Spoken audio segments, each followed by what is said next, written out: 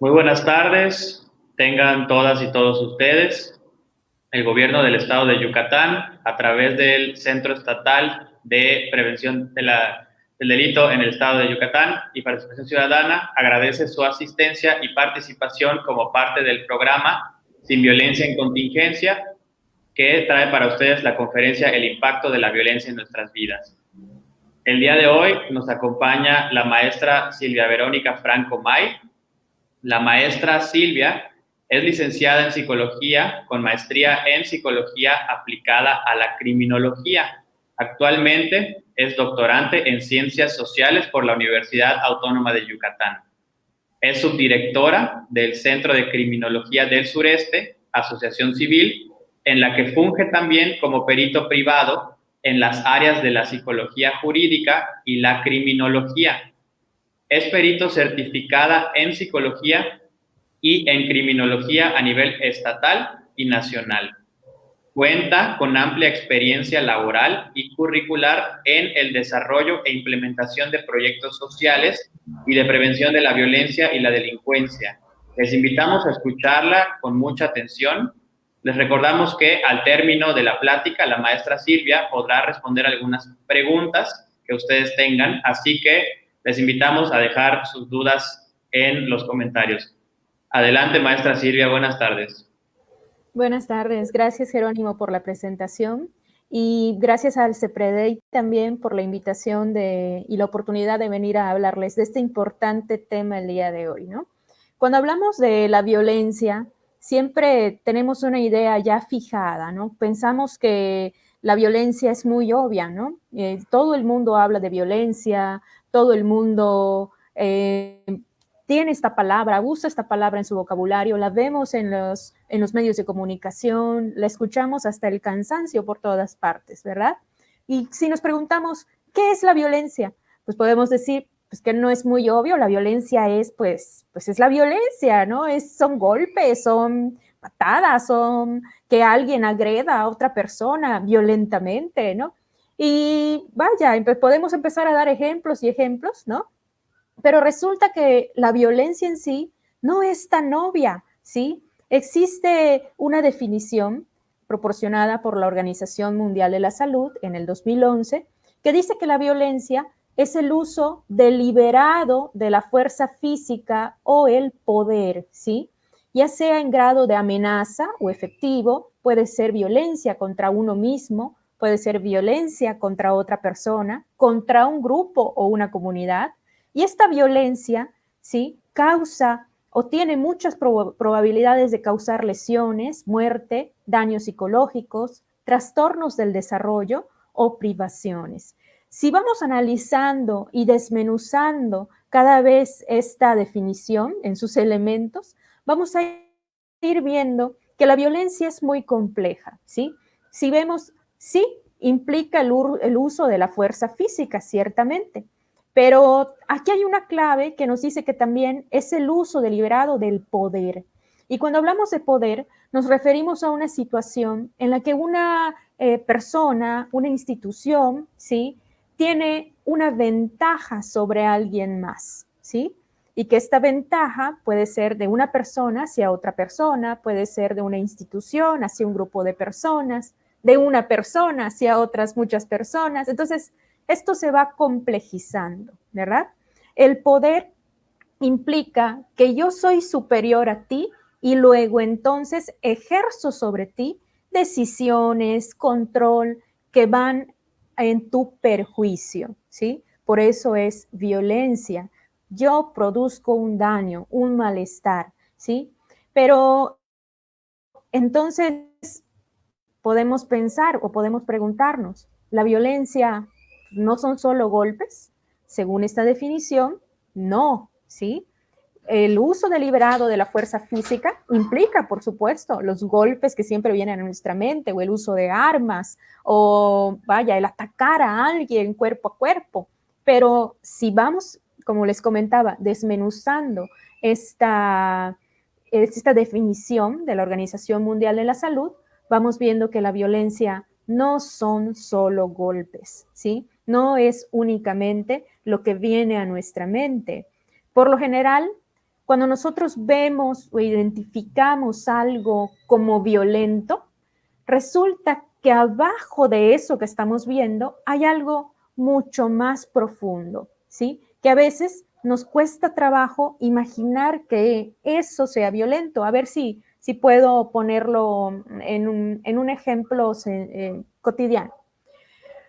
Nosotros habitamos una casa que tiene cimientos, ¿verdad?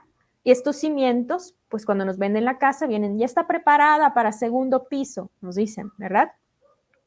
Y sabemos que en general, cuando se construye una obra, un edificio, una casa, un hotel, lo que sea, se le tiene que poner cimientos para que esta estructura no se caiga, no venga el huracán y la bote, ¿verdad? Que cuando tiemble, pues no se caiga también.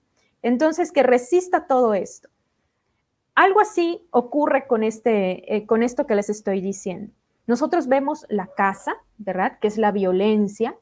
Identificamos que tiene puertas, que tiene ventanas, identificamos ciertas acciones como violentas, pero no vemos lo que hay abajo, no vemos lo que sostiene esta violencia, porque lo que sostiene o genera esta violencia ya es normal para nosotros, ¿sí?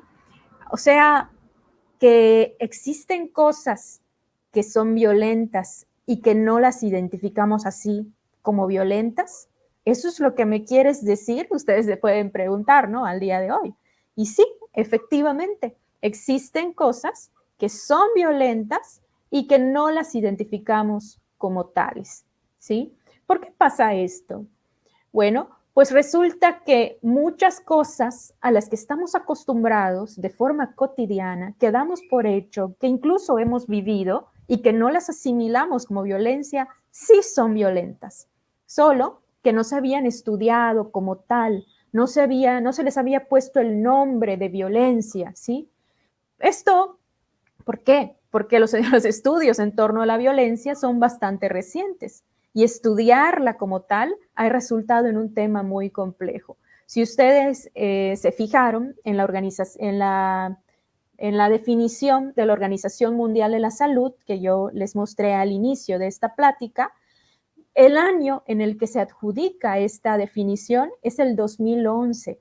Es decir, que apenas hace 9 años, un organismo internacional, que es la Organización Mundial de la Salud, adjudicó como tal, se aventó ahora sí que a hacer una definición de un fenómeno tan complejo como lo es la violencia, ¿sí? Entonces, estos estudios son bastante recientes y por eso muchas cosas que nosotros vivimos el día de hoy, que hemos vivido con anterioridad como parte de nuestra historia de vida, no las consideramos violentas, pero sí lo son. Por ejemplo, viene a mi mente estas anécdotas que ya no me tocaron a mí, pero seguramente a lo mejor alguien de nuestro auditorio, de nuestra audiencia, tenga alguna anécdota así o haya escuchado algo así.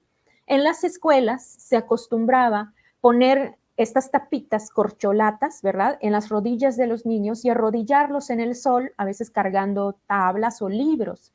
Ese era el castigo, ¿verdad?, por alguna travesura, por llegar tarde, por no haber hecho la tarea, por responder mal una pregunta, por lo que fuera. Incluso dentro de la misma escuela, dentro de la misma institución, ¿verdad?, educativa, estaba permitido que los maestros y maestras corrigieran, era visto como un castigo correctivo, ¿verdad?, a los niños por medio de los golpes, ¿sí?, que les dieran de reglazos o borradorazos.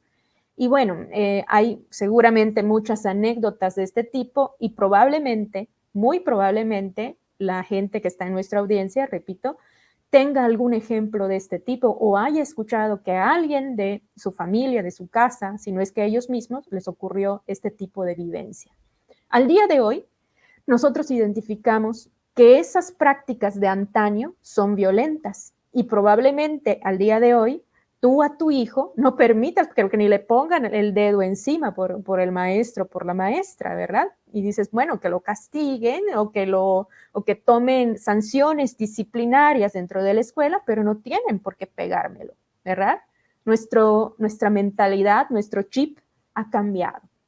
Ahora sí vemos la violencia, Pero en su momento esto fue completamente normal e incluso era deseable, incluso era justificado, ¿sí?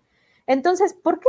Nuevamente, ¿por qué ocurre esto? Ya dijimos que porque los estudios en torno a la violencia son bastante recientes, ¿verdad? Porque estamos acostumbrados y bueno, pasa que lo que nosotros vemos es conocido como violencia directa, ¿sí? Esto que yo les comentaba en un inicio, ¿no? De golpes, patadas, agredir cuerpo a cuerpo a una persona, vaya, el decirle de insultos a alguien, todo esto que asociamos de forma normal, digamos, de forma automática. Si yo les pregunto qué es la violencia, lo que sí vemos, lo que viene a nuestra mente, se conoce como violencia directa. Pero aquello que no vemos, aquello que damos por sentado, que forma parte de nuestra vida cotidiana y que nosotros pues, ya lo vemos como algo normal incluso, ¿sí? Se divide en dos. Uno que es la violencia cultural y otro que es la violencia estructural. Esto es como un iceberg, ¿verdad? Como el iceberg que hundió al Titanic prácticamente. Solamente vemos una puntita, pero lo que sostiene a la violencia no lo vemos, ya nos es invisible, ¿sí? Voy a ir dando una serie de ejemplos de forma que este triangulito y estos conceptos queden un poco más aterrizados, queden un poco más claros y también que veamos y reflexionemos, ¿verdad? Sobre el impacto de la violencia en nuestras vidas, que de eso se trata esta conferencia del día de hoy. Algunos ejemplos que vamos a ver son en cuanto a las formas que tenemos para interactuar con la infancia, ¿sí? Aquí vemos que hay una imagen que dice los aliados de mamá y vemos que hay una hombrera, una chancla, un cinturón, un matamoscas, ¿sí? Y esta imagen hace referencia específicamente a las formas que tienen o han tenido las mamás, los papás, para educar a los niños. Nuevamente, como yo les comentaba en el ejemplo de la escuela, ¿no? De arrodillar a los niños sobre tapas, ahora ya no se permite eso en la escuela, pero en las casas continúa siendo un discurso permitido o deseable incluso el hecho de que se les dé de chancletazos o de fajazos a los niños. E incluso podemos llegar a pensar, dice, detrás de un niño bien educado, dice esta imagen, está una mamá con una chancla y muy buena puntería.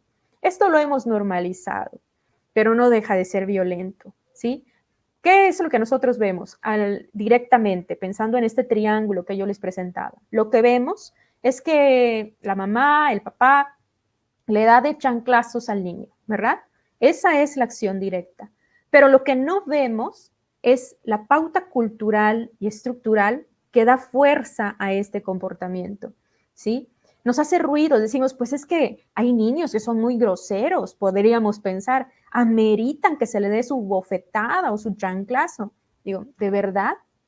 ¿No existen otras formas de educar? O más bien, no conocemos otras formas de educar y de interactuar con la infancia, porque la forma en la cual fuimos nosotros, a lo mejor crecidos, fue con estas formas, ¿sí? Entonces solamente estamos reproduciendo y normalizando la forma en la cual nosotros fuimos crecidos, ¿sí? Pero esto no significa que sea la mejor forma y que no existan otras formas para educar al día de hoy a la infancia, que no existan mejores formas de interactuar con los niños. ¿Me explico? Entonces vemos que hay una violencia directa, pero lo que no vemos es la parte cultural que justifica esta violencia directa, ¿sí? Otra cosa que se normaliza está en los ambientes escolares, ¿sí? En los ambientes escolares se da el bullying, y nosotros también podemos pensar, pues es que a mí cuando era niño, mi mamá o niña, ¿no? Mi mamá me decía, si alguien me hacía algo y yo lo iba a acusar, mi mamá me decía, díselo a la maestra y si no se hace nada, te doy permiso de que le pegues a ese niño, ¿sí? Y si te acusan, yo voy a ir a hablar, ¿verdad? Y lo vemos como normal, decimos, ay, mi mamá qué buena es, o mi papá qué bueno es, me defendía, ¿no? Pero lo que está pasando aquí, si nos ponemos a pensarlo, es que no estamos propiciando que el niño aprenda algunas formas o formas saludables, lejos de los golpes, para resolver los problemas. Nosotros como adultos, cuando le decimos al niño, defiéndete, pégale tú, ¿sí? Y cuando te acusen, yo voy a ir a hablar con la maestra, estamos validando con esta actitud y con este discurso, estamos validando la violencia, ¿sí? Estamos permitiendo, diciéndole a nuestro niño, en realidad, que está bien pegarle a otro niño, ¿sí? Que está bien hacerlo en defensa propia. Y vaya, a lo mejor nos hace ruido ahorita que estamos platicando en esto, a lo mejor tú que estás escuchando te hace ruido y dices, pues es que no tiene nada de malo, entonces ¿cómo se van a resolver los problemas, no? O sea, y si a mi hijo le pega, ¿no tiene derecho a defenderse? Por supuesto que sí, pero ¿a golpes? ¿No conoces otra forma mejor? Es que hay niños que no entienden y adultos que se entienden entre sí e instituciones en las cuales podamos de algún modo confiar u otras medidas que se puedan implementar más allá de los golpes. ¿No hay? ¿O es que ya pensamos en la solución más rápida y esta solución rápida tiene que ver con los golpes y con la violencia nuevamente? Pues estas son cuestiones como para ir reflexionando y como para ir evidenciando también, ¿verdad? Que hay situaciones cotidianas de nuestra vida común, ¿verdad? Del día al día, que damos por sentado, que vemos como normales, que incluso son consideradas como tareas del desarrollo, como en este ejemplo, en esta imagen que vemos en pantalla, un niño que le está jalando la trenza a la niña, ¿no? Y otro niño que está agarrando de la camisa a un niño que se ve más pequeño. Entonces, validamos que esto ocurre, que es normal que en algún momento a nuestros niños, a nuestros hijos, a nuestros sobrinos, lo que fuera, les va a pasar esto. Cuando a una niña, un niño la molesta, a veces se piensa, es que le gustas, es que no se sabe cómo expresar, es que es niño, es más rudo, le gusta jugar brusco. Como es niño, juega brusco, ¿no?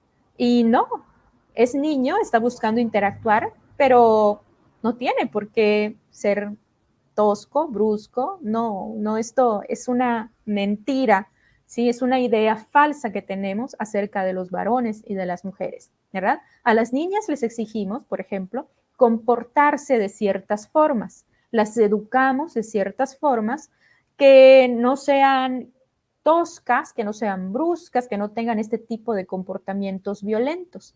Si tú educaras de esa misma forma a tu niño, probablemente también aprendería a expresarse, a interactuar con las personas de otros modos más cordiales, menos toscos, menos violentos. Solamente que tenemos esta mentalidad de que los niños son toscos y bruscos por naturaleza y entonces normalizamos ciertas conductas que no tendrían por qué ser normalizadas, que no tendrían por qué ser así, ¿sí?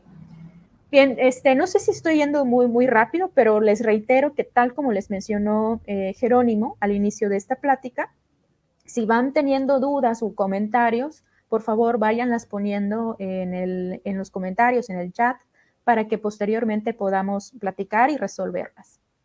Otro rubro de la vida cotidiana en los cuales podemos ver estas violencias, o mejor dicho, no vemos, ya invisibilizamos estas violencias, es en los ambientes laborales, ¿sí? Resulta violento, por ejemplo, que los hombres ganen más que las mujeres, la famosa brecha salarial, ¿sí? Por ejemplo, al hombre se le paga más dado que se piensa que es cabeza de familia y por las mismas tareas, por el mismo puesto, a las mujeres se les paga menos, ¿sí? Si tú tienes la suerte de que en tu trabajo tienes el mismo sueldo que un varón en tu misma posición, pues qué padre, ¿sí? Qué bonito. Eso es parte de romper estas estructuras que han violentado históricamente, ¿verdad?, al género femenino y han favorecido ciertas desigualdades de poder, que como veíamos al inicio de la definición, estas desigualdades de poder del beneficio de uno sobre otro son cuestiones que son definidas como violencia, ¿va?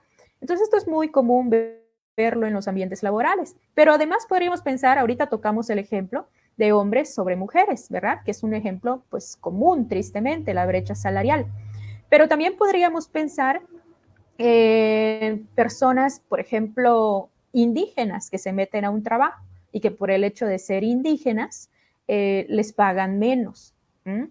Aun cuando tienen la misma formación, aun cuando tengan los mismos títulos, ¿verdad? Entonces ahí podríamos encontrar otro tipo de violencia en un ambiente laboral. Otro ejemplo lo vemos en, por ejemplo, los jefes o las personas dirigentes de una institución o empresa que violentan a sus empleados exigiéndoles que se queden mucho más tiempo del que amerita su trabajo. Es decir, hacen horas extras sin paga, sin descanso, digamos que se vuelve una explotación laboral, ¿no? Esto hay que, y lo hemos normalizado, incluso a veces pensamos que trabajo es sinónimo de vivir en el trabajo, de vivir para el trabajo. E incluso a veces nos sentimos o nos hemos sentido orgullosos de que mientras más trabajo tenemos y mientras más ocupados estamos, más exitosos nos sentimos, ¿no? Y esto pues no es así necesariamente, ¿no? También actualmente se habla de la calidad de vida en el trabajo. La calidad de vida en el trabajo es un concepto que busca el equilibrio entre las actividades que benefician al ser humano, el descanso, el esparcimiento, el estar con la familia, ¿sí? Y también la parte que se dedica a un ámbito laboral, ¿no? Específicamente las tareas que tienen que ver con el goce, con el adquirir y gozar de un sueldo, ¿no? Entonces hay que buscar ese equilibrio, pero el día de hoy nuestro sistema laboral parece diseñado para que mientras más horas estemos en el trabajo, mucho más orgullosos incluso nos sintamos de ello, ¿no? En muchas ocasiones pasa eso, es que, mira, sotanita, sotanito, siempre está ocupado, ¿no? Y pues esto no necesariamente es saludable, puede resultar violento, puesto que te está aislando de otros espacios que también son necesarios para tu desarrollo individual, para tu salud mental. Y esto ha quedado mucho más en evidencia a raíz de esta pandemia, ¿verdad? Donde hemos tenido muchas veces que trabajar desde casa, por ejemplo, ¿no? Y se ha visto que el trabajo no siempre dejaba equilibrar estas dos grandes vertientes, ¿no? Nuestra vida personal y la vida laboral.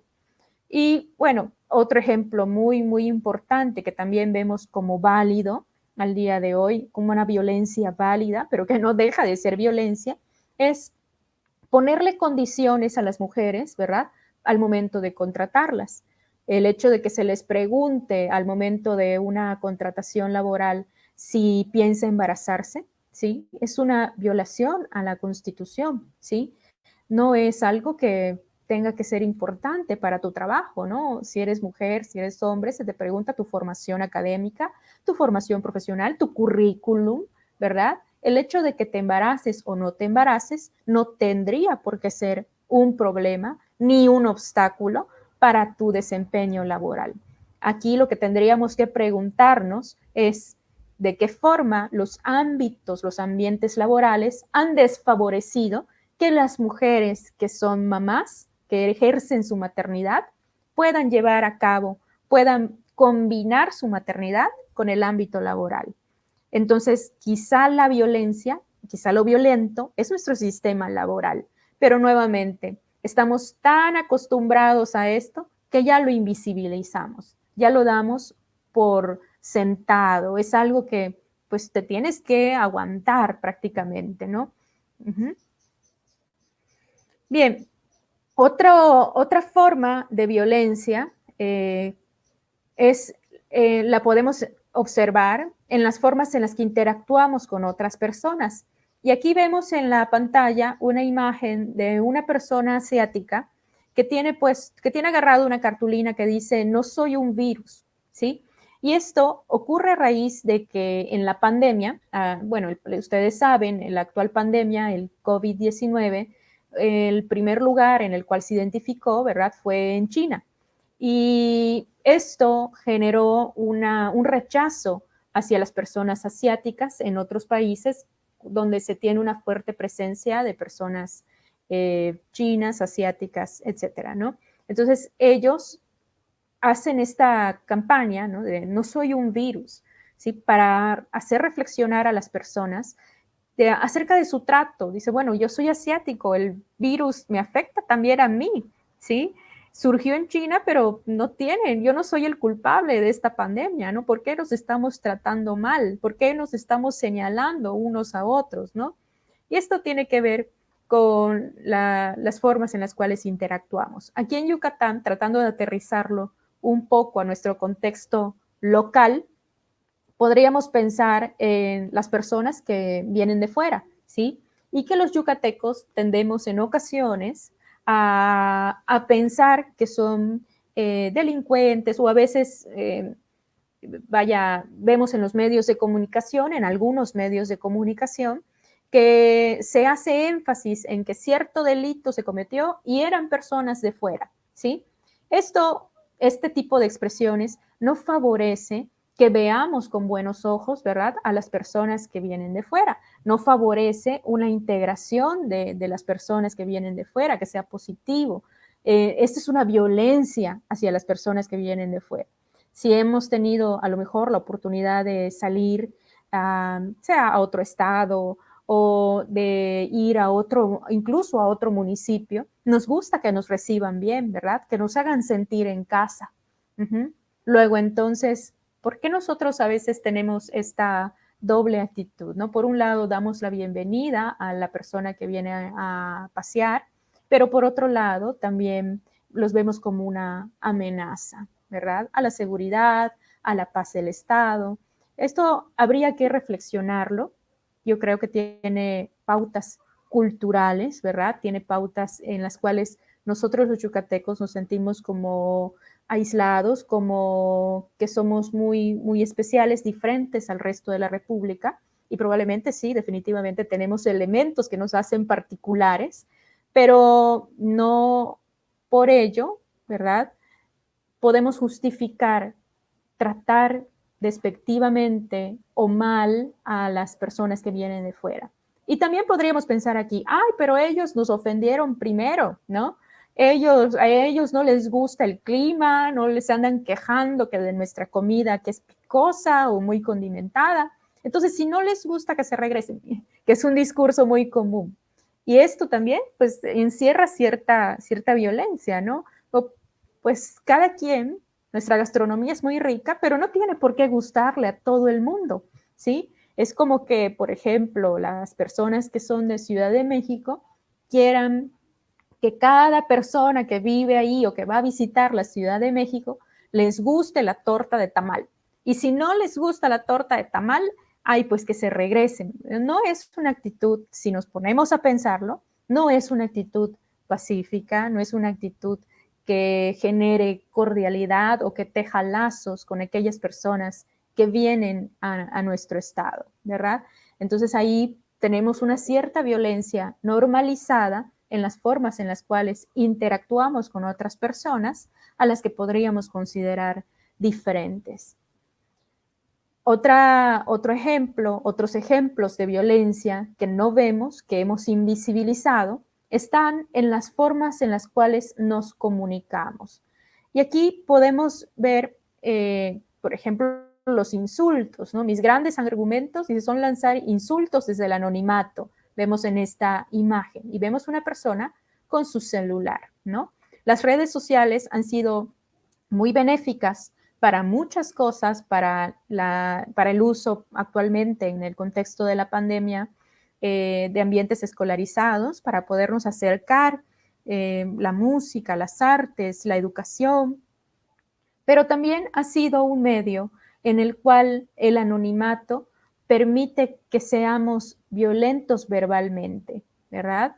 Entonces, en las formas en las cuales nos comunicamos y quedamos como normal, como válido, ¿sí? Es que veo una noticia y se me hace muy sencillo insultar, ofender, dar mi punto de vista, pero de una forma muy con poco tacto, ¿sí? O muy poco considerado con los demás.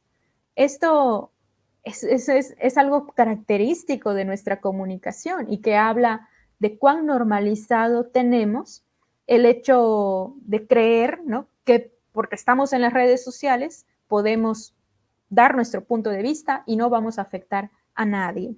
Y la realidad es que sí, nuestros dichos tienen un impacto en alguien más, ¿sí? A lo mejor no vas a afectar directamente a una persona, pero alguien te va a leer y va a estar de acuerdo contigo y vas a seguir perpetuando estos pensamientos violentos con los que tú te identificas, ¿sí?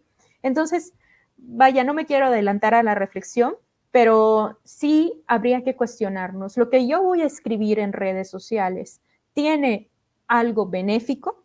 Si alguien más lo lee, ¿le va a aportar algo de provecho o solo estoy sumando al problema? Si solo estoy sumando al problema, quizá no sea el espacio para poderlo para poner mi opinión sobre la mesa, para poder discutir sobre el tema y quizá tengamos que exigir otro tipo de espacios para poder platicar en torno a estos temas polémicos, ¿no?, que podríamos pensar que a veces se desatan, sobre todo en las redes sociales. Otra forma en la que nos comunicamos, que es muy característica de nuestro estado, es el hecho de poner apodos. Aquí vemos, ¿no?, una imagen donde claramente unos niños se están burlando de otro y le han puesto un apodo bastante despectivo, ¿no? Nos puede causar gracia, decir, ay, sí es de cariño, pero vaya, tú ofendes a las personas que quieres, ¿no? Y si la persona ya te dijo que no le agrada este adjetivo que le pusiste o este sobrenombre, por mucho cariño que le tengas, ¿no es mejor respetar el dicho de la persona? Ay, es que es un exagerado, es una exagerada, no aguanta nada. Bueno, nuevamente tendríamos que plantearnos, ¿estas formas en las cuales estamos interactuando son las más sanas? ¿Estoy escuchando a la otra persona? ¿Estoy empatizando con lo que esta persona quiere y me dice? Parece que no, ¿verdad? Entonces, esto es algo muy común en nuestro estado. Lo asociamos a nuestra picardía, a ponernos sobrenombres, que el chino, que el gordo, que el flaco, que el palito, que... Entonces, vaya, no estoy diciendo que nos dejemos de expresar así, pero sí que lo hagamos críticamente y únicamente después de preguntarle a la persona si está de acuerdo con este sobrenombre, si no le resulta molesto, etc. Y también los chismes. Los chismes, ¿verdad?, no implican un golpe directo, no te estoy dando una patada, no te estoy dando una bofetada, no te estoy agrediendo y ahorcando, ¿verdad? Pero sí te estoy causando un daño y un perjuicio. Ya te levanté un falso, ya desacredité tu imagen, ya hice la comidilla a tus espaldas, y esto es un tipo de violencia. La persona, por ejemplo, aquí podemos inferir que es un ambiente laboral, ¿verdad?, en esta imagen, y que hay una persona a disgusto, ¿sí? Y no tiene que ser, no tendría por qué ser así, ¿no? El espacio laboral tendría que ser un lugar donde también te sientas a gusto, tan a gusto como en tu casa o como en un lugar en el que tú disfrutas estar, ¿no? Y pues aún cuando tus compañeras, compañeros no te están pegando, no te están diciendo nada a la cara, tú sabes, por ejemplo, que está haciendo la comidilla, ¿no? O que hay un chisme que inventaron sobre ti, y esto puede llegar a causar un estrés y un impacto muy fuerte en la persona, ¿sí? Al grado de ya no querer ir a trabajar, al grado de querer renunciar al trabajo, ¿sí? Entonces, vaya, nuevamente hay que medir nuestras palabras, ¿no? Nosotros los yucatecos somos muy dados también a la comidilla, ¿no? Y también hay que, vaya, no quiero tampoco satanizar nuestros medios en los cuales nos comunicamos, ¿no? Porque si bien el chisme también puede tener una vertiente positiva, ¿no? En la medida en la que vemos que está ocurriendo un problema, Y, por ejemplo, llamamos al 911 o lo ponemos en la red de vecinos e inmediatamente nos articulamos para ver qué está pasando, porque hay ruidos al lado o qué le está pasando al vecino o hay un perrito en la calle que nos organizamos para salvar, ¿sí? Entonces, nada más hay que buscar que estas formas en las cuales nos comunicamos socialmente sean de formas productivas y que causen un impacto que no sea violento, ¿verdad? Las formas en las cuales resolvemos problemas también pues podemos ver la violencia invisible, por ejemplo, el hecho de callar, no decir qué nos está pasando porque no queremos meter en problemas a las personas. Esto es algo también muy cultural, muy típico de aquí, de nuestro estado, el hecho de que guardemos el silencio, ¿verdad? Porque no queremos que nadie más se meta en problemas, no queremos ocasionar o volver más grande una situación y llegamos a pensar esto, ¿no? Mejor, ¿para qué lo digo? ¿Para qué lo hago? ¿Para qué lo hablo? Y esto nos hace daño, ¿sí? Nos hace daño a nivel social porque dejamos de denunciar o de hablar aquellas situaciones que socialmente no están aportando algo positivo, ¿sí? Y también nos hace daño de forma personal, ¿no? El hecho de que no hablemos aquello que nos está causando malestar, que no nos es agradable, vaya, no está favoreciendo nuestro desarrollo íntegro como seres humanos y luego entonces también repercute en nuestro tejido, en nuestro entorno social. ¿Ah? Las formas en las cuales nos interactuamos entre hombres y mujeres, ¿no? También es algo característico. Podemos verlo que a veces, ¿no? Se dice, es que las mujeres son muy histéricas, ¿no? Pero ese ya es una barrera para la comunicación, ¿sí? Si un hombre trae este pensamiento acerca de las mujeres, ya es un obstáculo para comunicarse, porque te diga lo que te diga tu esposa, tu hija, tu novia, ¿sí? Tú no vas a tener las orejas para escucharla porque estás pensando que todas las mujeres son histéricas.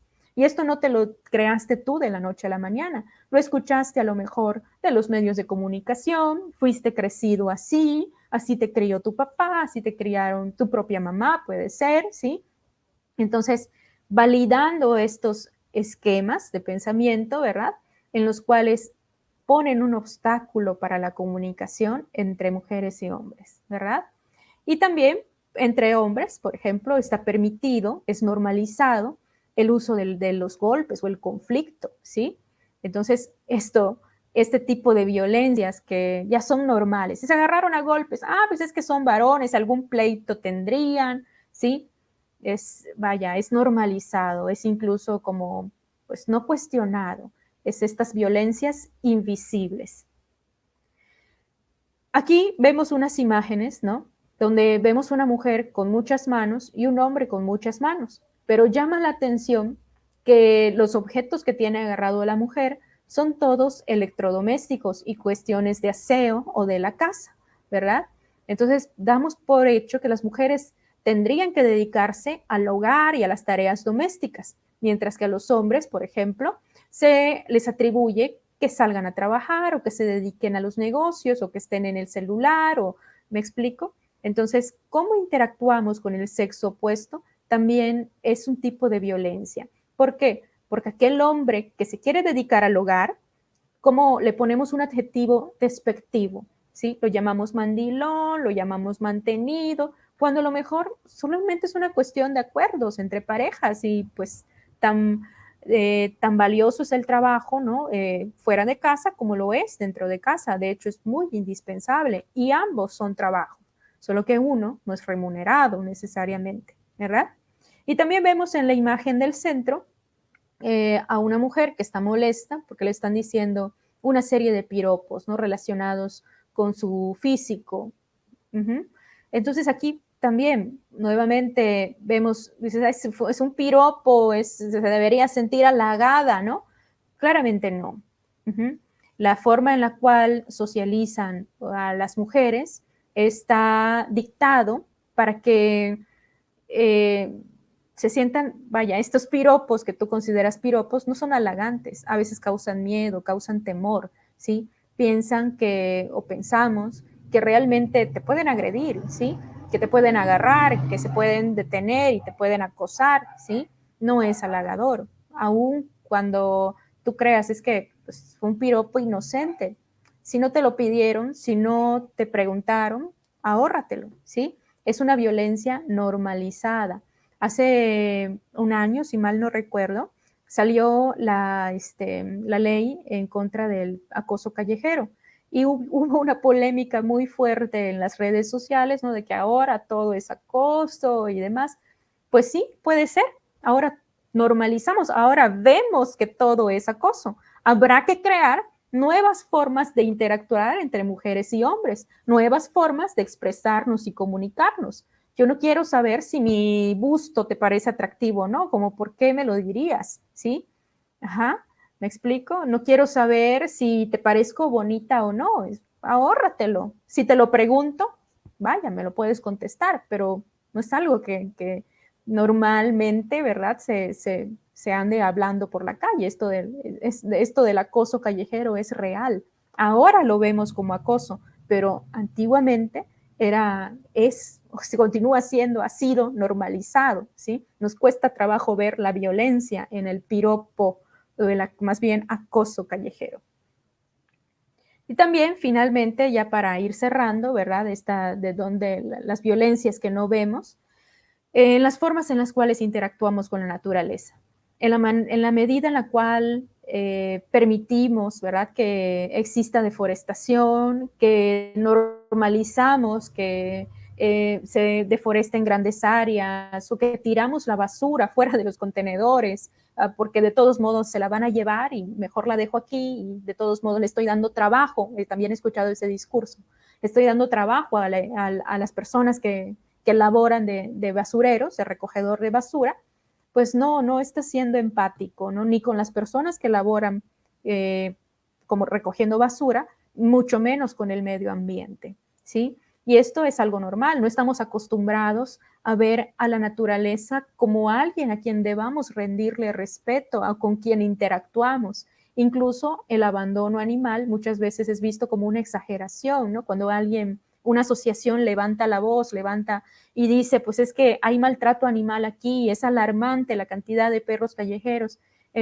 Enseguida salimos a comentar que ahora tiene más derechos el perro que el ser humano, que vaya, una serie de cosas, ¿no? Cuando realmente, como veíamos hace una semana, me parece, el CEPREDEI justamente estuvo hablando de por qué el abandono, el maltrato animal es un problema social, ¿sí? Es un problema incluso de salud pública, ¿verdad? Y cómo como sociedad somos responsables del lugar en el cual vivimos, ¿sí? No es únicamente el barrendero, no es únicamente el Estado quien debe proveer que los lugares y los sitios estén limpios. Nosotros también como ciudadanos debemos cuidar estos espacios, ¿verdad? Pero muchas veces no lo vemos porque no estamos acostumbrados, nuevamente ya invisibilizamos, ¿verdad? Que esto sea violento. No lo vemos como violento, lo vemos mejor como una responsabilidad de alguien más, pero no nuestra. Y esto es una visión que tenemos que cambiar. Bien, ahora espero que estos ejemplos nos ayuden un poco para ver la presencia de la violencia y el impacto, ¿verdad?, en nuestras vidas cotidianas. ¿Cómo impacta como tal en nuestras vidas cotidianas? Bueno, podemos irnos a la definición del inicio y veíamos que la violencia causa afectaciones, ¿sí? Afectaciones que derivan también en daños psicológicos, trastornos del desarrollo o en privaciones. Pensemos en esta situación. Si nosotros vivimos en un ambiente lleno de basura, podemos quejarnos de que las autoridades no pasan, que no lo sé, que el servicio de recolecta no está funcionando y podemos dejar de ver que nosotros como ciudadanos también tenemos una responsabilidad fuerte, ¿sí? Llenarnos de basura o tener un ambiente lleno de basura probablemente afecte en nuestra salud pública. Vamos a tener un lugar lleno de cucarachas, ratones, podredumbre, que luego va a repercutir en la salud de las personas que habitamos en ese entorno, ¿sí? Entonces, si vamos viendo que no es nada más el bollo, las bolsas de basura ahí amontonadas, ¿no? Sino que tiene un impacto psicológicamente en nuestro desarrollo y que nos priva de un ambiente, en este caso, sano para nosotros, para nuestra familia, ¿sí? Entonces, ¿es un acto violento? Sí, sí es un acto violento, porque nos causa este tipo de afectaciones, ¿sí? Porque yo podría hacer algo y no lo estoy haciendo. Estoy usando mi poder sobre alguien, en este caso sobre el ambiente, sobre la naturaleza, en contra de mí mismo incluso, ¿sí? Si maltrato a un animal, ahora, imaginas, por ejemplo, ¿cómo sería crecer sin violencia? Si te hubieran educado en la chancla, te hubieran hablado, te hubieran enseñado cómo aprender a manejar tus emociones, cómo resolver los conflictos sin necesidad de los golpes, que hubieras tenido la oportunidad de expresar tu enojo, tu llanto, tu tristeza, y tener a un adulto, por ejemplo, que fuera empático contigo, que fuera, que te ayudara a modular estas emociones que estás descubriendo como niño. ¿Te imaginas cómo habría sido? A veces escuchamos este discurso de, a mí me pegaban, me dieron de chanclazos y no estoy tan mal. No, mira, esto soy un hombre, una mujer de bien. Bueno, ¿te imaginas cómo que si hubieras crecido sin violencia? A lo mejor serías aún mejor persona, ¿sí? Y no estarías validando la violencia como un medio de educación a la infancia actualmente. ¿Te imaginas, por ejemplo, aprender a resolver los problemas dialogando, sin callar, sin tener que cerrarte o guardarte tus emociones, poder expresar tus emociones de forma sana? ¿Mm? Bueno, otro gallo nos cantaría también como sociedad, ¿no? ¿Qué podemos hacer para acabar con la violencia? Bueno, pues hay que pensar en cómo fomentar la paz. Cuando estemos ante una situación o un conflicto, una situación problemática, algo de nuestra colonia, con nuestros vecinos, ¿sí? Podríamos preguntarnos, ¿existen otras formas de abordar esta situación, este problema que estoy viviendo? ¿Existen cómo yo, además de quejarme, además de denunciar, puedo hacer algo más? ¿Sí? ¿Qué puedo hacer? También preguntarnos, yo estoy siendo la mejor versión para las personas que me rodean. ¿Cómo puedo ser esa mejor persona? Estoy siendo la mejor mamá, el mejor papá. A mí me habría gustado que me educaran así, ¿sí? ¿Cómo puedo mejorar mi entorno, mi casa, mi familia, mi vecindario, ¿sí? No es únicamente, pues pienso, ¿no? Yo señalar que, ay, es que no han venido a barrer, no han venido a limpiar las alcantarillas y por eso nos inundamos cuando, pues bueno, podemos reportarlo, ¿verdad? Hay una alcantarilla tupida, pero también como vecinos organizarnos y recoger las basuras que, ¿cómo llegaron ahí? Alguien las tuvo que haber tirado, ¿verdad? Y si bien no fuimos nosotros a lo mejor quienes tupimos la alcantarilla, sí el hecho de limpiarlas va a repercutir en un beneficio para mí, para mi colonia, para mi medio ambiente, ¿ok? Y no por eso, pues, dejar de reportarlo también. Tiene que ser un trabajo en conjunto, ¿verdad? Entre las autoridades y nosotros como ciudadanos. Siempre hay que pensar en colectivo, ¿vale? Cosa que nosotros como yucatecos pensamos siempre en los demás y yo creo que es una gran fortaleza de nuestro estado. Muy bien, pues hasta aquí me parece que es todo. Ahora sí que estoy abierta a las preguntas, si es que hubo alguna. Gracias.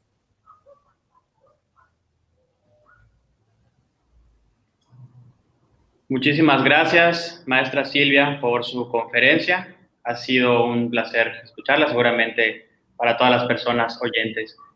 Antes de concluir esta sesión, pasaremos a revisar algunas dudas que nos llegaron. La primera pregunta es, ¿cómo podemos cambiar esas ideas que justifican la violencia? Bueno, es como bien comentado, ya ahorita pienso que en la conclusión, ¿cómo cambiar nuestro chip de la violencia? Siempre preguntarnos, a lo mejor no identificamos como violencia el hecho, porque ya normalizamos muchas cosas, ¿verdad? pero pensando en este ejemplo de la crianza que yo les decía, ¿no? Si yo me pregunto como persona, ¿verdad? ¿Estoy siendo la mejor mamá, el mejor papá? A mí me gustó que me educaran así. ¿Habrán otras formas en las cuales puedo interactuar con mis hijos, con mis hijas? Y si la respuesta es sí, pues entonces hay que buscar, hay que romper este círculo de la violencia, ¿verdad? Hay que salirnos de este chip que nos metieron acerca de de que educar así era válido, por ejemplo, y empezar a cambiar las cosas, ¿no? Igual, por ejemplo, pensando en mi comunidad, pues mis vecinos siempre están, voy a inventar, ¿ok? Hay unos vecinos que siempre se reúnen a tomar, ¿sí? Y no me agrada que se reúnan a tomar, pero no los quiero denunciar tampoco, ¿no? Porque van a saber, no quiero meterme en problemas, que es una forma, yo les decía, de resolver los conflictos por parte del yucateco, ¿no? El hecho de callar porque no se quiere meter en problemas y decir, bueno, si yo no lo hago, esta situación va a seguir pasando. Y luego se vuelve es una situación incómoda, no podemos salir porque están tomando, porque tenemos miedo a las represalias, a que nos agredan, ¿verdad? Y digo, las autoridades están ahí. ¿Por qué no llamar? ¿Por qué no? Digo, la denuncia es anónima. ¿Hay alguna forma de cambiar esta situación? ¿Por qué no la voy a hacer? ¿Sí? Entonces, creo que esa sería la pauta, respondiendo así de manera puntual y concreta, ¿no? De cómo cambiar estas pautas, de cómo erradicar la violencia. Yo creo que tendríamos que desarrollar el pensamiento crítico, ¿no? Ante una situación, ante una problemática, preguntarnos si estamos actuando, si existen otras formas de actuar que resulten mejor de que lo que estamos haciendo, ¿sí? Y si la respuesta es sí, pues irnos por esa otra opción y pensar en colectivo, cómo mis acciones están repercutiendo también en los demás, en la naturaleza, en mi familia, en mí mismo, ¿sí? Esa creo que sería mi respuesta, Jerónimo. Muchas gracias, maestra Silvia. Siguiendo esta línea de preguntas, por ejemplo, nos llegó otra pregunta que dice, entonces, ¿qué podemos hacer como sociedad en general para que la violencia disminuya? Es una pregunta. Bien, ¿qué podemos hacer como sociedad en general para que la violencia disminuya? Repito, pensar en colectivo, ¿no? Pensar en cómo nuestras acciones repercuten en los demás, y ya comentaba yo, ¿no? Que tenemos que pensar también que no es únicamente responsabilidad de las autoridades o del Estado, que si bien juegan un papel importante en la regulación de la seguridad, de la limpieza, no son los únicos actores, ¿sí? Si nosotros vemos, por ejemplo, el organigrama no lo sé, del gobierno del Estado, ¿sí? Son un grupito de personas, ¿verdad? Que tienen funciones importantes para la ciudadanía, pero somos muchos más los ciudadanos, ¿sí? Entonces, también nosotros como ciudadanos tenemos una responsabilidad fuerte, ¿verdad? Para hacer que nuestro Estado funcione. Yo creo que así ahí tendríamos que dirigirnos, hacernos conscientes como ciudadanía, ¿verdad? Del poder que tenemos, de la responsabilidad que tenemos para con nuestra colonia, para con nuestro entorno, para con la naturaleza. ¿Ah? Yo creo que esa sería la clave, dejar de pensar que solamente hay un responsable de todo y empezar a tomar las riendas de nuestra propia ciudadanía, valga la redundancia. Muchas gracias por contestar la pregunta, maestra. Una pregunta que también nos llega es, ¿cómo le afecta la violencia a las niñas y niños como adultos? Es decir, ¿cuál es el enfoque que está como diferenciado entre niñas y niños a diferencia de las personas adultas en la afectación de la violencia? ¿Cómo les afecta? ¿Cómo afecta la violencia a niñas y niños y adultos? Esa es la pregunta, a ver si... O sea, es que hay una diferencia. ¿Me la repites, por favor? Claro, la pregunta tal cual es ¿cómo le afecta la violencia a las niñas y niños como adultos? Bueno, esa fue la formulación de la pregunta, pero... Cuando llegan adultos, por ejemplo, cuando llegan adultos estos niñas y niños que fueron víctimas de violencia, algo así. Sí, quisiera entender que así fue la formulación. Así fue como nos hicieron llegar la pregunta. Ya, pensemos que es así, y si es así, la respuesta sería, mi respuesta, ¿no? Sería que la violencia siempre tiene un impacto, y como veíamos en la definición que manejamos en esta conferencia, ¿no? Siempre tiene un impacto de psicológico, físico, mental, de privación del desarrollo, etc. Si un niño se acostumbra a vivir con violencia, vaya, está comprobado al día de hoy, ya existen estudios, ¿verdad?, que hablan de cómo su cerebrito cambia, ¿sí?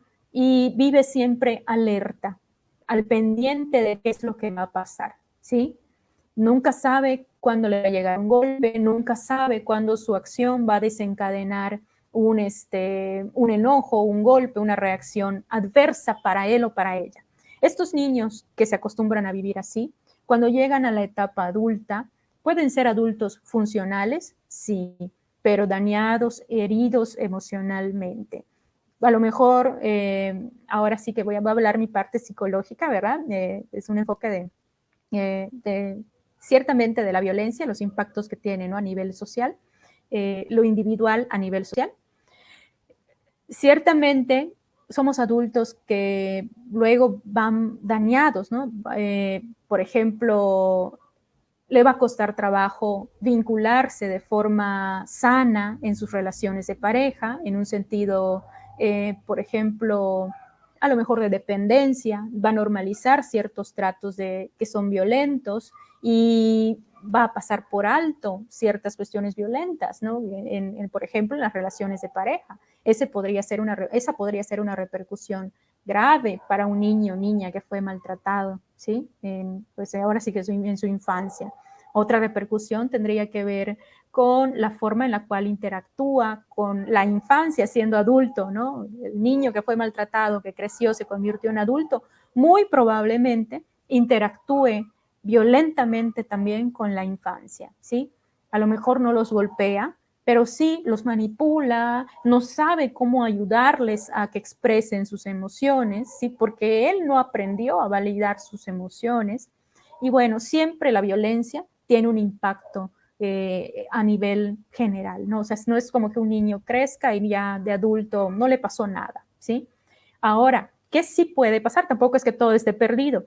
Si yo soy un adulto que fui un niño, una niña maltratada, ¿sí? Y me doy cuenta y sé mi historia personal, ¿puedo hacer cosas por romper esos esquemas violentos? Sí, por supuesto que sí. Al día de hoy, ¿verdad? Existen muchas, ahora sí que usando las redes sociales, muchas páginas, mucha información, muchos libros profesionales de la salud, ¿verdad?, que nos pueden ayudar u orientar para ser las mejores versiones de nosotros mismos, para sanar esas heridas emocionales de esos niños maltratados que fuimos, ¿verdad?, y convertirnos en las mejores versiones de adultos al día de hoy. Yo creo que esa sería mi respuesta, Jerónimo. Muchísimas gracias, maestra. Dentro de esta ronda de preguntas le vamos a hacer una última pregunta que nos llegó.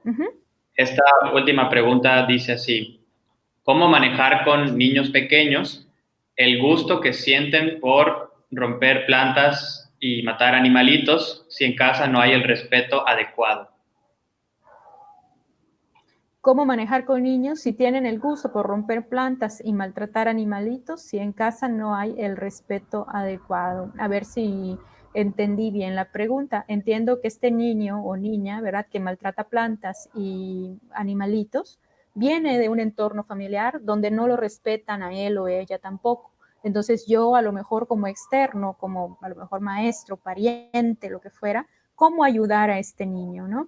A ver, pues con mucha paciencia y mucha tranquilidad, ¿no? Algo que he aprendido justamente en la crianza respetuosa, ¿no?, hacia la infancia, es que cuando los niños tienen una emoción, ¿verdad?, y esta emoción es desbordada, quien debe tener el control de sus propias emociones y la tolerancia a la frustración es el adulto, ¿sí? Si tú también eres un niño grandote, frustrado, que tampoco sabe qué hacer con sus emociones, cuando el niño se desborde, porque es niño, porque los niños apenas están aprendiendo, ¿verdad?, a explorar sus emociones, están absorbiendo el mundo y las emociones los desbordan en muchas ocasiones, ¿sí?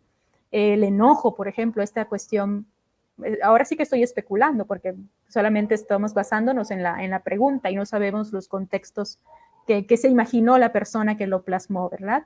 Pero pensemos que este niño o niña, ¿verdad?, que maltrata a las plantas y a los animalitos, está muy enojado y que cuando lo hace pareciera que busca lastimar al perrito, a la planta, ¿no? Y nos está diciendo que es un niño enojado, muy, muy enojado. Necesita sacar este enojo. ¿Cómo podemos ayudarle a canalizar ese enojo? A lo mejor diciéndole, corazón, ¿no?, tratándolo con mucho respeto, con mucho amor, porque solamente así podemos enseñarle de respeto y amor. Mira, al animalito le duele, a la planta también siente, ¿sí? Cuando te sientes muy molesto, yo te voy a mostrar una forma en la cual puedes desahogarte sin dañar a las personas, ¿sí? Sin dañar a alguien más. Y dice, a ver, a los animalitos se les acaricia, a los animalitos, mira, no, así le duelen, ¿sí? Así no, así le duele. Vamos a acariciarlo así y mostrarle cómo sería el trato deseable, tanto para con la planta como para con el animalito, ¿sí? Y vaya, yo sé que esto es una cuestión difícil, complicada, que nos puede resultar, es que no hace caso, pues no te va a hacer caso a la primera, hay que insistirle una y otra vez, repito. Quien tiene que tener tolerancia a la frustración y manejo de sus propias emociones en estas situaciones es el adulto. El niño, porque es niño, todavía no sabe manejar sus emociones, ¿sí? Tú como adulto tienes la responsabilidad de mostrárselo, de enseñarle cómo regular estas emociones. Entonces, si tú no te sabes regular, ¿verdad?, pues ahí tenemos un problema. ¿Qué es lo que ocurre? Pues en muchas ocasiones, ¿no? Es muy complicado, puede resultar complicado, difícil, ¿no? Decimos, ay, pues porque crecimos con un paradigma, con una idea diferente de la educación, ¿verdad? Que si no te hagas de chiquito, que le pegues su mano, ¿no? O que le quites lo que está jugando, porque ya lo rompió. Cuando hay otras formas, existen otras formas de interactuar. Aquí me parece que igual, Jerónimo, no me dejes mentir, por favor, pero me parece que en el CEPREDEI también hace unas semanas tuvieron cursos de crianza respetuosa y de esta crianza positiva, ¿no? Yo creo que son grandes herramientas en la medida en la que tengan oportunidad de sumarse a este tipo de enfoques, de talleres, de conocimiento, de sumar ese conocimiento a su experiencia como papás, mamás, madrinas, padrinos, tíos, tías, hermanos. Vaya, es algo benéfico para ustedes y también para las infancias. Yo creo que esa sería mi respuesta.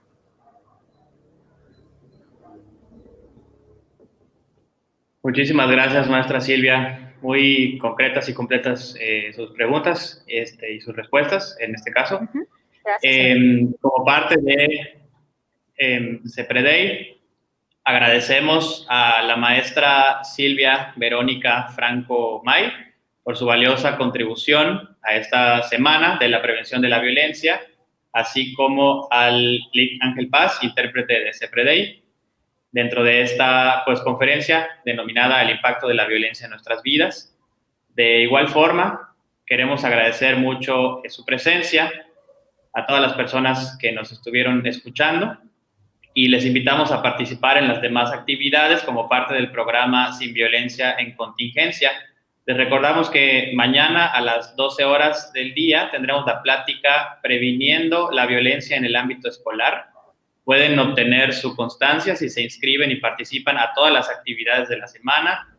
Les compartimos el link para el registro en nuestras redes sociales. Nos pueden seguir en Facebook como Centro Estatal de Prevención del Delito y Participación Ciudadana y en Instagram y Twitter como @CEPREDEI para mayor información. Y bueno, muchísimas gracias nuevamente, maestra Silvia.